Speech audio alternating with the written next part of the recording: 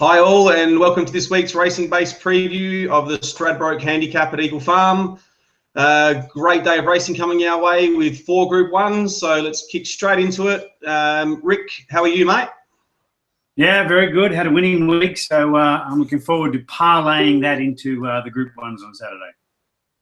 Well, that's a great way to head into Saturday. So let's look at the Straddy. Don't even really need to ask you who's going to win because I know you're a big Blackheart Bart fan, so I'm assuming you're sticking with him in this one. I think he's a special.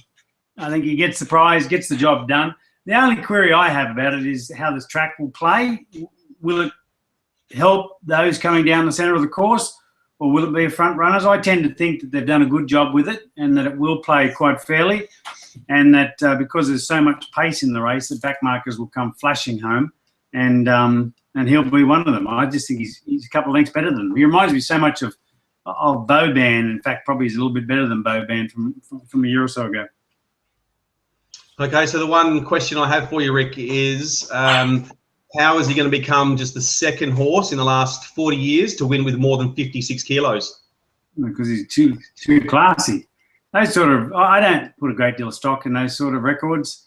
If they're good enough, they win. And it's a brand new surface, so I think all form from Doomben over the last year and a half will get thrown out the window, because you look at Doomben, they come off that bend, they slingshot off it, then they got a downhill run for 300 metres. And front runners have been used to dictating and looking fantastic. But then backmarkers are going to come into their own this time, because Eagle Farm, they come off that bend, there's 430 metres and it's slightly uphill. It's a whole new world with a softer surface compared to a faster track. Now, does that answer your question? No, not really. I just think he's too good for them.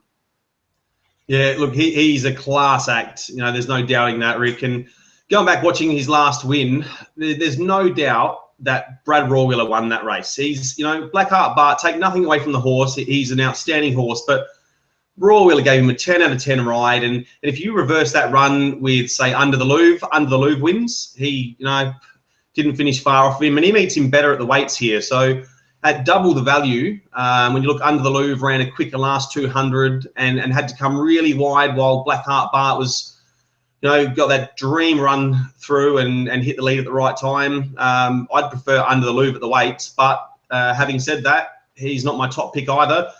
I'm going to stick with Kieran Maher to go back-to-back. He won this with Srikandi, and I think Ascadelia has the right form. They ran good time last start, which, that breakneck speed set it up for the back markers. And I think with Two Blue going up, setting the pace again, like you said earlier, back markers will come into this. And I think Ascadelia is just primed for this. Well, she is. She's a quality mare. She just has so much good form behind her, and she's got that finishing burst.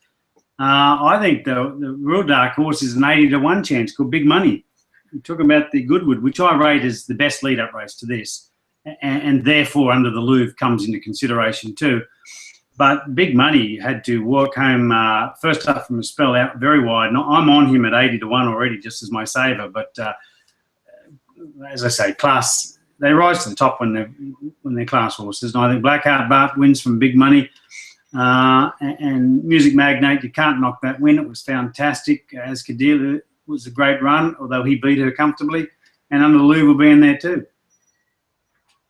Yeah, I've got to agree. Rick, I'm dismissing Blackheart Bart just on the weights. He said he's a class act, but you go back through the weights, this is a handicap, and it's set up for lightweighted horses. Show a Heart won, I think, carrying 56, maybe 56 and a half.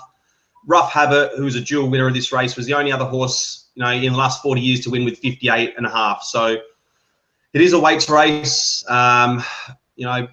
He's weighted as the best horse because he potentially is. So I'm going to look down, go for Ascadelia. I think, as you mentioned, Music Magnate, who was my second pick last week and should have had something on it at big odds. He's got to run another big race again, surely. But yeah, Ascadelia for me. Yeah, very good. Great race coming up. I'm looking forward to it, and I hope the track really plays fair. Okay, mate. Well, let's quickly just touch on the JJ Atkins in this video as well. And have you got one picked out there for us? I do. I think Attention will be too good. He's drawn beautifully. He's got a great rider on Blake Shin on board. He won with authority last start. And those sort of things that add up when you combine the cherry on the top, Peter and Paul Snowden as his trainer. He, to me, wins and wins probably comfortably. I think the hardest to beat will be the Kiwi visitor, Sacred Elixir. You couldn't miss his run as he weaved his way through the field on a track that wasn't favouring backmarkers that day. So, again, given the reasons for the Stradbroke tip, you'd have to say Secret Elixir will be suited by the 430-metre straight at Eagle Farm. And I'm tossed in my little favourite Barbass in for third. He's 20-1, and if he gets back and gets cover, Damien Oliver aboard. He's a really tough little horse, mate, for Cameron Crockett's sake and everybody else connected with the country horse that he can rattle home and run a drum. Yeah, I'm looking forward to this one, Rick. You mentioned Attention. I stood him out 1 out in our quaddie the other week, and he got the job done. And you also mentioned Sacred Elixir had that flashing light on getting home. Over this trip, I can't see this one getting beaten, Rick. You look at his breeding, he's by that the Epsom Derby winner, that Paul Moir. You know, he's a 2,400-metre winner. You look at the dam side of the family, his dam's out of Zabeel. That's staying blood, and this horse is performing over 1,200, 14, dropped back to 1,350 last time and ran a cracker.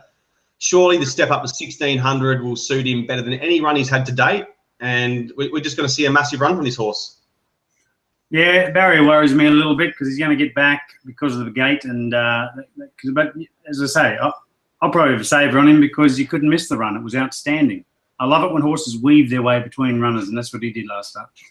But Attention won with authority, and you can't take that away from him. Yep, that's right. Yep. Okay, Attention for you.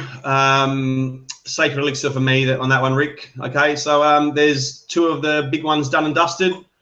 We'll jump on for another preview and look at the 3-year-old features, and hopefully we can find a winner there too, Rick.